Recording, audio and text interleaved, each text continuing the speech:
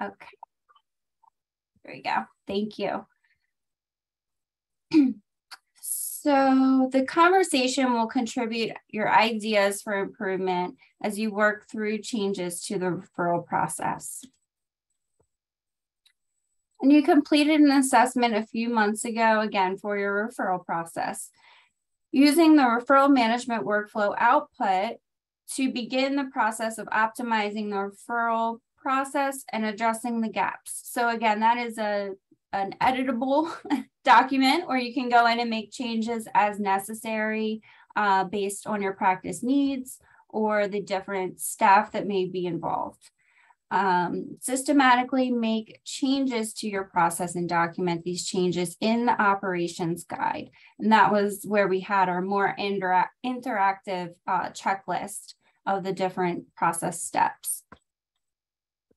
So there is a tool here, a video describing a process map that is very helpful from the AHRQ. And next we have providing a referral, components of an efficient referral process. Prepare your patient.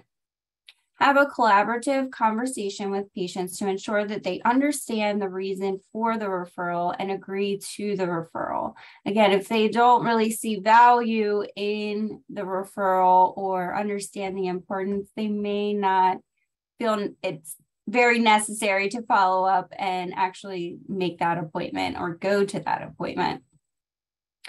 The Agency for Healthcare Research and Quality's Teach Back technique may be helpful to ensure patients understand the importance. So that is another tool that we can use for some tips on how to give that teach back or have the patient understand the requirement or necessity rather for the referral. So provide a high value referral request. Clearly state the clinical question asked of the receiving practitioner and provide supporting data such as prior treatments, related imaging or tests, and the urgency of the referral. So if they know that information ahead of time, they have a better understanding of the patient need. Many clinicians find the American College of Physicians high-value referral request checklist helpful to establish those referral guidelines. And then we also have an ACP high-value care coordination toolkit that contains pertinent data sets for common conditions. Can also be useful in that effort. Define the practitioner role. Clarify what you are asking of the receiving practitioner. You may need the practitioner to evaluate and see if a referral is necessary or perform a procedure, or perhaps you want the practitioner to assume care for a patient until they are stable. So there are several possible ways that the practitioners can work together. So a pre-consultation or preparation, medical consultation, receiving practitioner evaluates and advises with recommendations for management and sends them back to the referring practitioner. Procedural consultation, receiving practitioner to confirm the need and perform requested procedure if deemed appropriate. Shared co-management, referring practitioner and receiving practitioner share the care for the referred condition. And principal care co-management. Receiving practitioner assumes principal care for the referred condition. Referring practitioner assumes management and care once condition is stable. Receiving practitioner assumes ongoing care for this condition. And complete transfer of care. So it could be your pediatric to adult care transition, a new clinician or practice. Receiving practitioner assumes a full responsibility for the care of that patient. And closing the referral loop. So to ensure that the referral you made was completed, you should either receive a referral note or notification that the patient did not show or canceled. Many clinics periodically review open referrals and track down what happened, calling the receiving practitioner if needed. The step also involves confirming that the referring practitioner acknowledges the receiving practitioner's recommendations and that the patient attended the referral appointment. That way, if you do have a follow-up process prior to the patient coming back and they didn't go to that appointment, you can have a member of your team or your MA reach out to them. Receiving a referral. Components of an efficient referral process. Review the referral when received. So look at new referrals in a timely manner. Practices should set up a review process to look for pre-consultation requests. Evaluate the clinical question. Sorry, Liz is joining us. Hi, Liz. Evaluate the clinical question is clear. The supporting data is available and the urgency of the consultation is accurate. Practices should ensure they have systems to evaluate and accommodate urgent referrals. Okay. And ensure the appointment is set at the appropriate time with the right practitioner. Ensure that patients with urgent needs are not waiting too long and match the care request with the expertise of the practitioner who will see them. Provide clear recommendations to patients and families. Use shared decision-making and teach-back to ensure clarity and understanding. Give a written summary of patients that include any decisions for care and recommendations in clear language. And provide a high-value referral request. Again, including important information for patient care in a timely manner. The response should include what the receiving practitioner will do, what the referring practitioner needs to do, and what the receiving practitioner instructed the patient to do. So a clear understanding of everyone's role. And then closing the loop. Communicate with referring practitioner if the receiving practitioner does not see the patient for any reason. Again, notifying of no-shows, cancellations, or if the receiving practitioner referred the patient to another practitioner who could more appropriately answer the clinical question. Okay, and next we have the change concepts. And again, these were merged with the training slide. So we have the different change concepts listed here that coordinate for referral management. So first we have ensuring quality referrals. So some tips to do so. Engage members of the medical neighborhood to ensure a high level of service and quality of care. So vet all potential referral providers and agencies. Leverage personal relationships to cultivate referral opportunities. Maintain an inventory of community resources that may be available to patients. Work with community agencies to enhance services available to the patients. Maintain formal referral links to community-based chronic disease, self-management support programs, exercise programs, and other wellness resources with the potential for bidirectional flow of information. Provide a guide to available community resources. And I know a lot of you have those listed or posted in your offices, as well as maybe on your website, which is fantastic for them to have access. Employ the philosophy, you should only refer to a provider you would send your loved one to, which is a fantastic philosophy when you are referring your patients, really knowing those that you're referring to and making sure you would, in fact, you have a personal understanding of how they are with their patients. Create and maintain referral lists for medical residents in academic settings. Engage local health coalitions to identify resources in areas where resources are scarce and find out how patients define quality of care and build their definition into care design. and maintain a referral tracking system to assure loop closure. So next we have a list of resources here for additional details regarding the referral process. And we will go ahead and open it up for our Q&A and discussion portion. So I know that was a lot, but some of which we have already discussed in our meetings.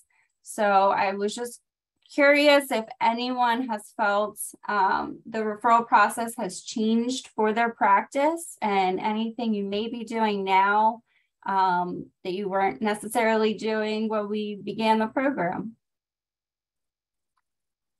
Dr. Sanchez, do you want to share anything? Or Dr. Clark, I see you unmuted. Yeah, so I can say that this has definitely been a change that I was able to work on.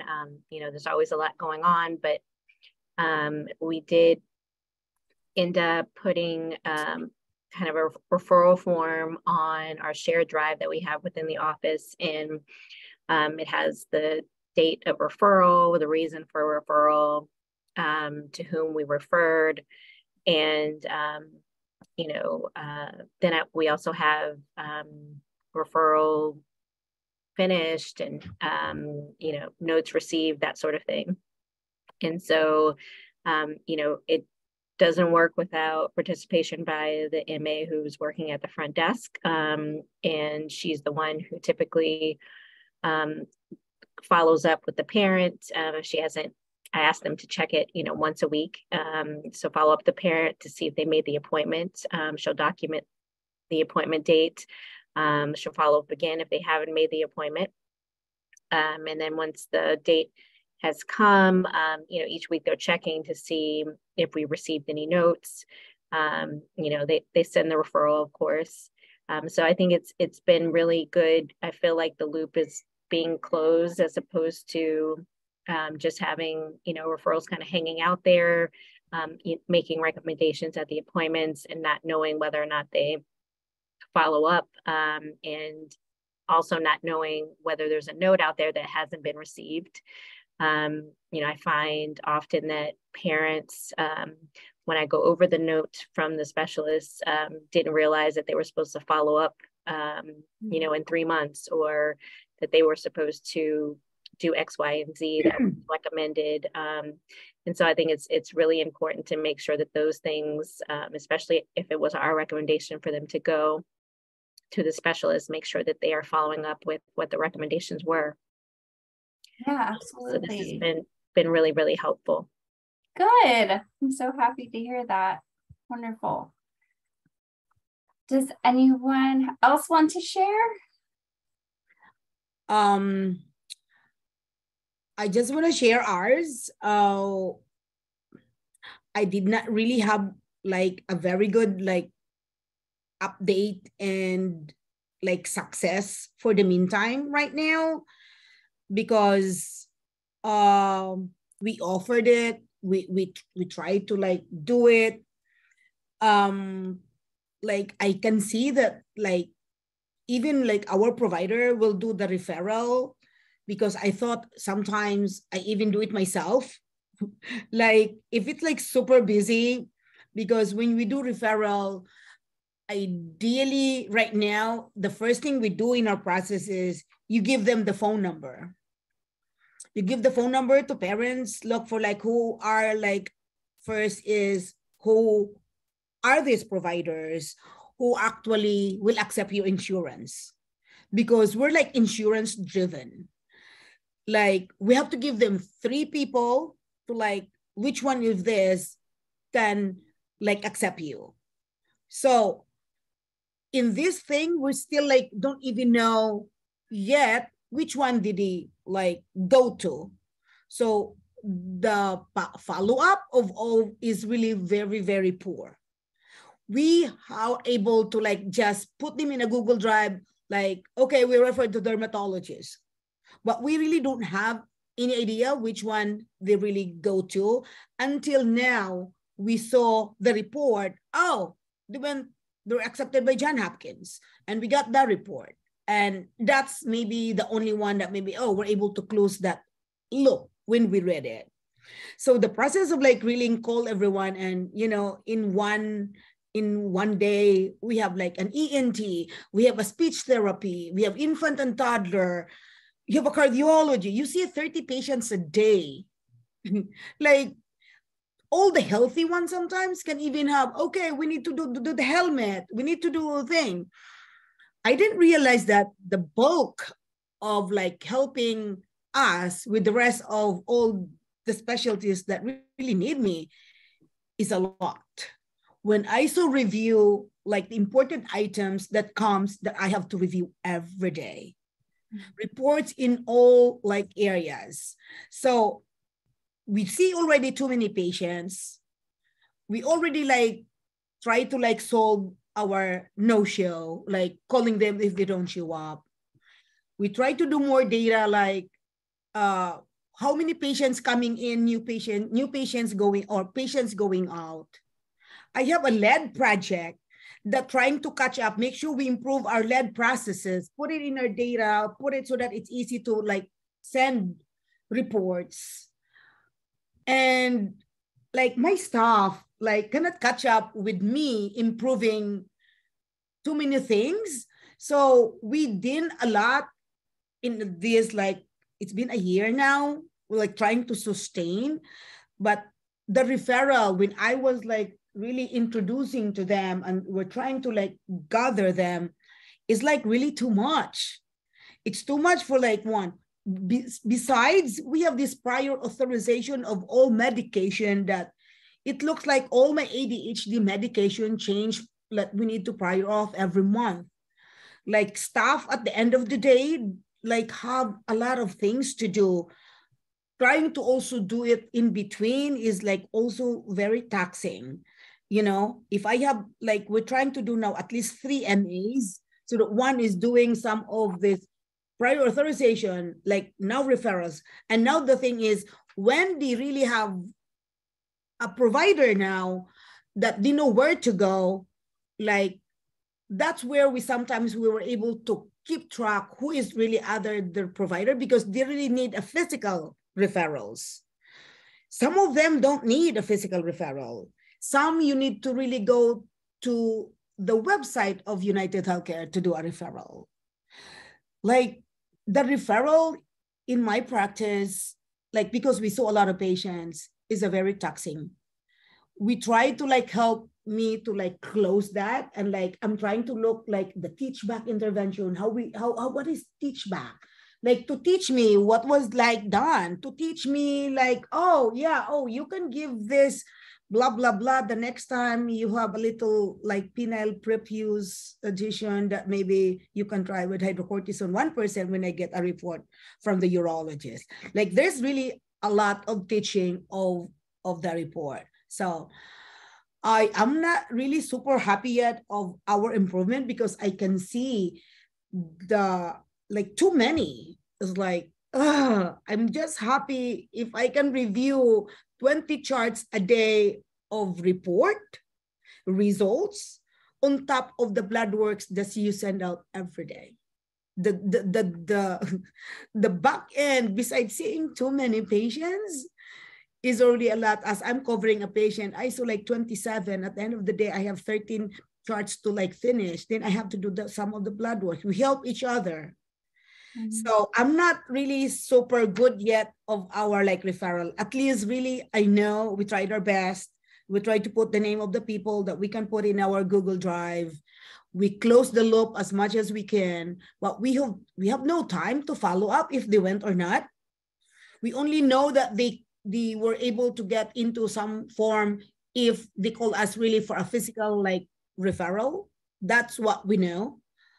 But some we have few that generally we cannot catch up of the job of a daily to day basis job in the office. If you see more patients, if maybe you see only 10, that's probably nothing.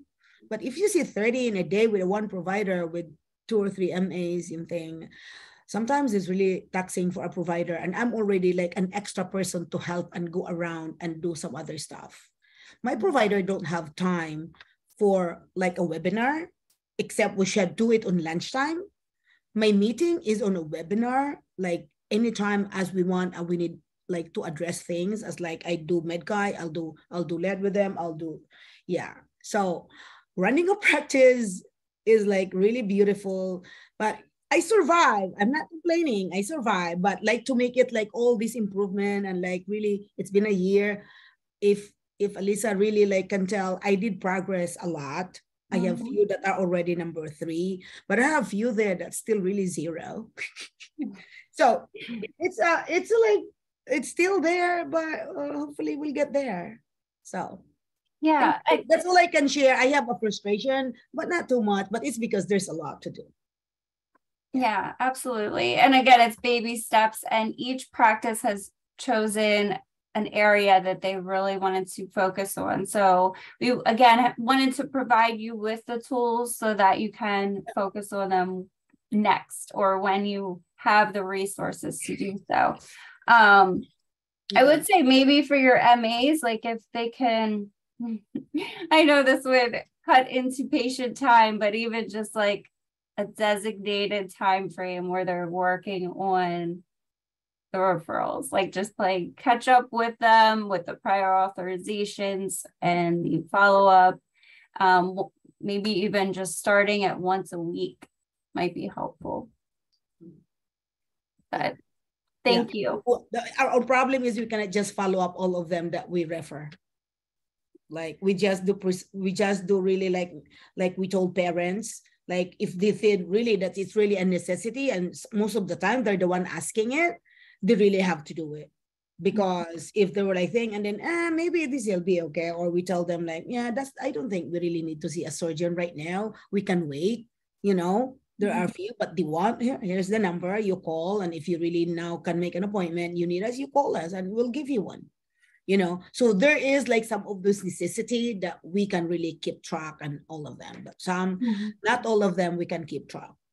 Okay. That's I know. Thank you. Thank you. Would anyone else like to share the referral process? Any improvements that have been made? I don't know that ours has changed too much, but I know that, for the most part, the providers here will put the order in for the referral into the system, and then they usually send it to the referring provider, as well as giving like a paper printout to the patient, just to kind of like empower them to contact the referring doc as well. I do like the idea though of having like a collective spreadsheet, and we use Google Drive too at our practice. So that's actually a pretty good tool. I didn't think to use it that way. To have, like an active spreadsheet for tracking. So that could be something to look at, just to help with the follow-up process. Because I think it's more so just when the patient comes in for their next visit, for the most part, we see a lot of our patients, monthly or bi-monthly. So a lot of them are getting that at least monthly or bi-monthly check-in. But yeah, I do like the idea of kind of like a shared spreadsheet.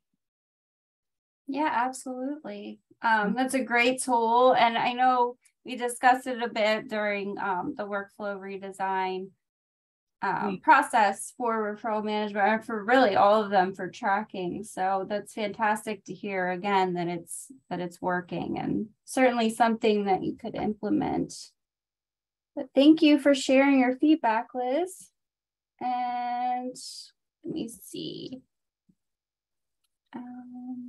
Kimberly, would you like to share anything on referral management?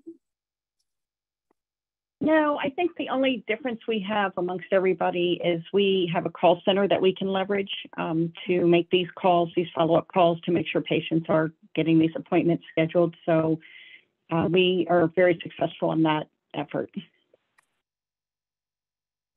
Okay. Yes, that is certainly helpful to have a team that can help out there. Let me see. I want to make sure I'm not leaving anyone out. I think that's everyone. Did anyone have anything they would like to discuss about this module or questions? Dr. Clark, I know you mentioned that the patients are not really, was it the patients are not following up in a certain time frame, or they're not sure when to follow up? Yeah, some patients are unaware.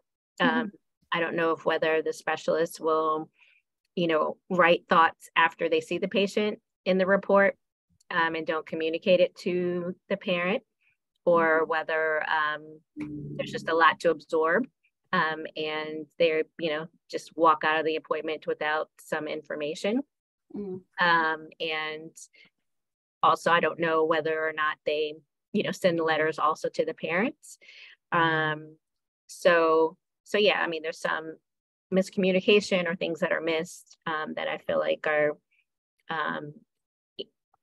some things that we're able to kind of fill in the blanks. Good. Okay.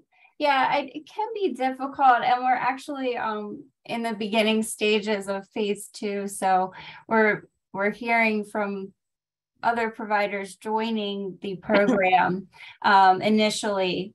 And it's such a common thing that it's like they want to have these close relationships with other practitioners and have this open communication, and they just feel like their hands are tied. So certainly a process, but it sounds like across the board we've seen great improvements, which is fantastic. Great news. And yeah, I'm just trying to think if there's anything else we want to discuss about referral management. I know everyone's doing this a bit differently, which again, it's customized to your practice and what works for your practice. So it's interesting to hear everyone's feedback.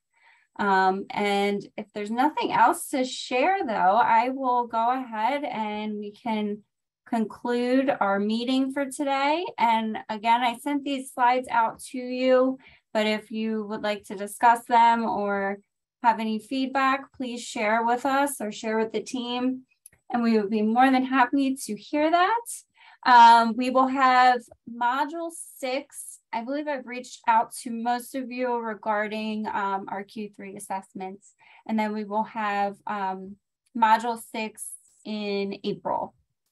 So I'll be sending out invitations for that. And yes, I will also be sending out the attestation for today's module 5 training.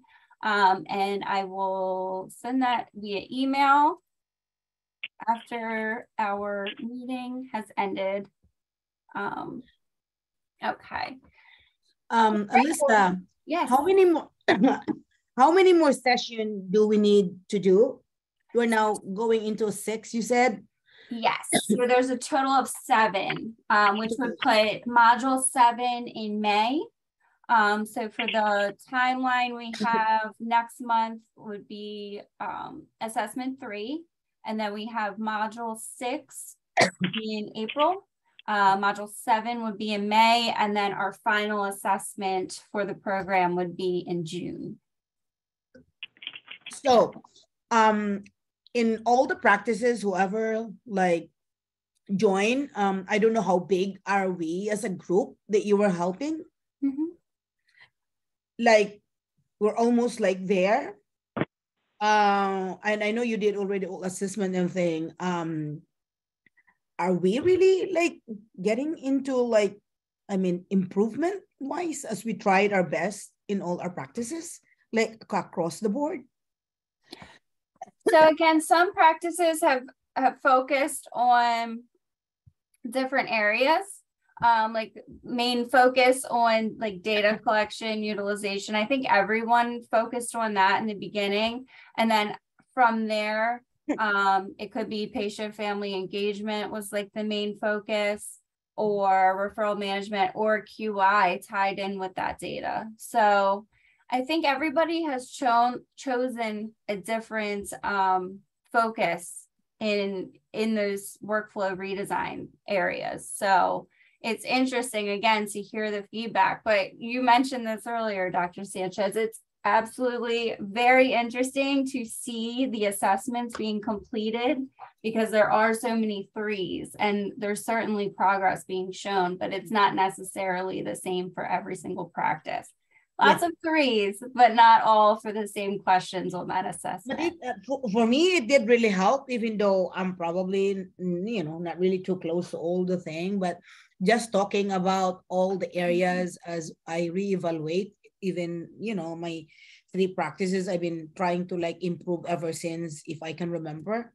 And then, you lag again. And then, like some are because you change staffing, you change provider, you teach them again, we'll do all over again, So doing this again since last year, since I have no stabilized staffing, it did like remind me again that we did have few really that we did good. And telling everybody really we need to do it. And for me, looking sometimes asking just like a simple data for me, like it's easier for me also to like look for them, because everybody just follow that we need to do this, we're not all like things. But yeah, I can really tell that enrolling into this is a little bit tedious, but it will really help you, force you to do it and to do better. Really. Yeah, absolutely. And we just provide you with the tools. Again, we're not auditing what you're doing or anything like that. We're just here to support you throughout your transformation. So. Thank you. Thank you. Thank you, everyone. Bye. Thank you, everyone. Nice to talk to you all soon. To everybody. Okay. Thank you. you. Bye-bye.